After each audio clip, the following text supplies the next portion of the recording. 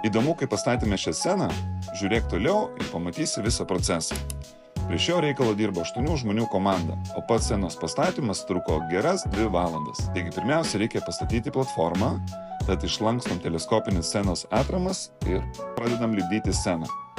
Standartinis scenos aukštis yra 1,20 m. Tiesa, jį pagal poreikį galima didinti arba mažinti. Pamatai sudėti, dabar laikas pereiti prie užuolaidų. Jų pagalba galime nesunkiai transformuoti arenos dydį ir pojūtį joje. Tiesa, čia mums reikės ir aukštolipių pagalbos. Naudojame 5 skirtingas užuolaidas. Jų aukštis siekia nuo 17 iki 19 metrų. Arenos palubėse įrengti automatiniai pakėlėjai. Jų pagalba galime nesunkiai pakelti užuolaidas. Kol kyla dalis užuolaidų, scenai reikia uždėti vadinamąjį sijoną. Jau artėjame prie pabaigos. Kyla paskutinios jos užuolaidos. Netrukus visi darbai bus baigti ir pamatysime galutinį variantą. Sekite mūsų socialiniuose tinkluose ir susitinkame Twinsbet arenoje.